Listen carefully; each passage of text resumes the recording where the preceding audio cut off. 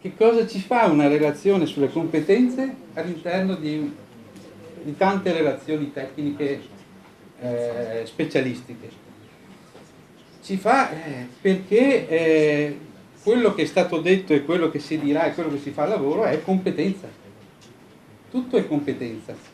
E la competenza ha una caratteristica, che la vedi quando manca. È come la salute. È come la salute. Quando tu vai in un'organizzazione, c'è una disorganizzazione, non sai dove andare, via dicendo, lì vedi che non c'è competenza.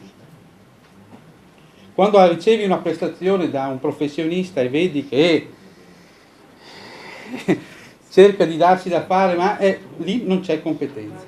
Allora la competenza è un elemento importante, tutti la vogliono, ma in realtà è difficile lavorarci. Perché è difficile lavorarci? Perché porta a grandi problemi. Per esempio, quanto vale una competenza in termini di tempo? Cioè, se io non uso una competenza, quanto dura? Ce l'ho per sempre? Non è, in realtà la competenza non è come un titolo, non ce l'hai per sempre. 3-4 anni, alla fine scade e devi ricominciare da capo. Allora, che cosa vogliamo fare con il progetto?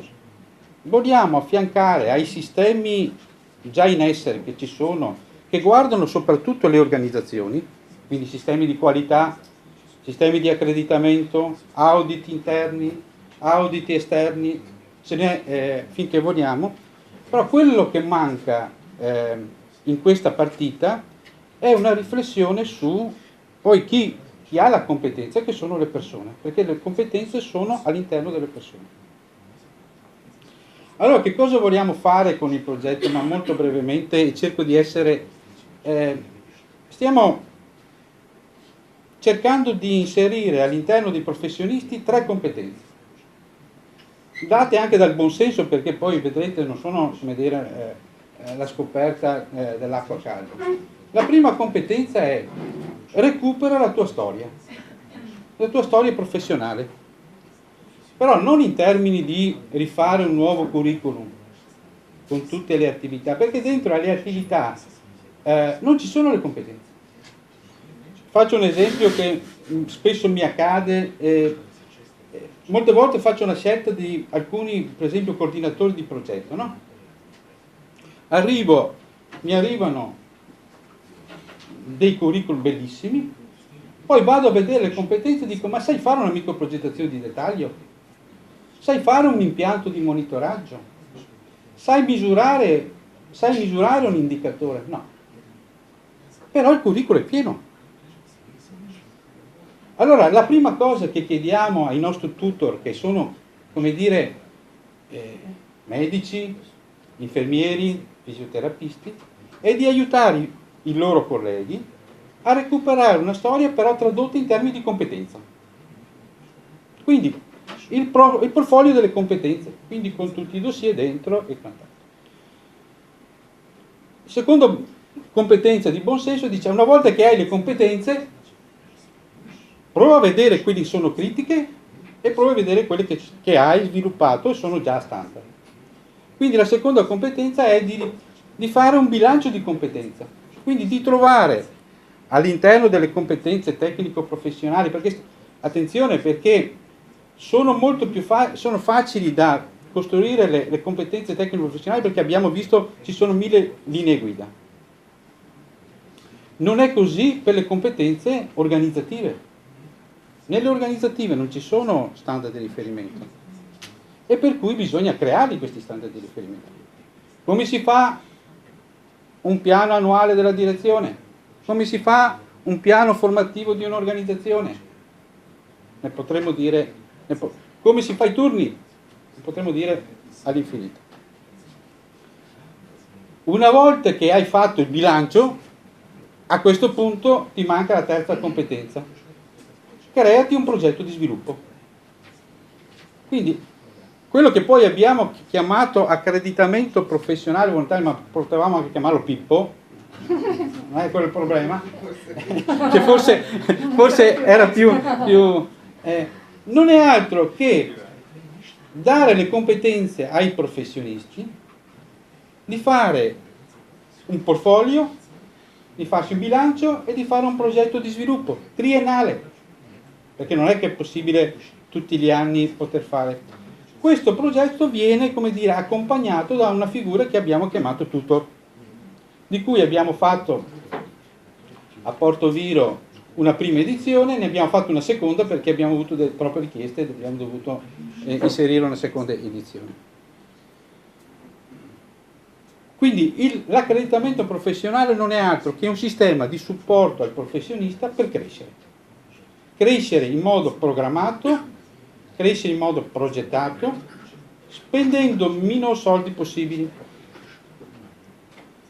Mi soffermo su un unico, perché poi la materia, ci sono delle praterie rispetto alle competenze, ma mi soffermo su una cosa sola, che è importante, che è la questione del riconoscimento delle competenze in ambito lavorativo. Noi, come dire, abbiamo sviluppato un sistema di master, di università, tutte necessarie per entrare nel mondo del lavoro. Quello che ci interessa, finito, diciamo, dopo l'accesso, è tutte le competenze che il soggetto acquisisce in ambito lavorativo e nessuno mai le riconosce.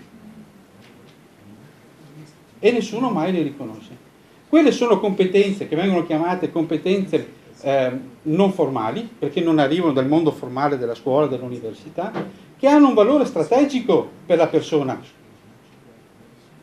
perché sono quelle che fanno la differenza. Allora, l'obiettivo del progetto è di mettere in grado i professionisti di misurare le competenze in ambito lavorativo, con dei standard, con delle misurazioni che adesso non mi fermo a vedere come è possibile. Stiamo creando con i fisioterapisti la competenza sulla prevenzione cardiovascolare, via dicendo, e faremo una prova di validazione della competenza acquisita, non tanto attraverso lo studio, ma attraverso l'esperienza. Perché questo? Perché se c'è la possibilità di valorizzare, attenzione, perché poi noi andiamo a fare tanti corsi, facciamo tante cose, ma quando io vado a fare nelle organizzazioni la valutazione dell'efficacia della formazione, a 8 mesi mediamente è persa tutta. Perché è persa? Perché il professionista fa il corso, l'organizzazione cosa fa? Di solito dice: sei andato al corso, ti do l'attestato, ti metto le ore, poi dopodiché cosa succede a quella formazione?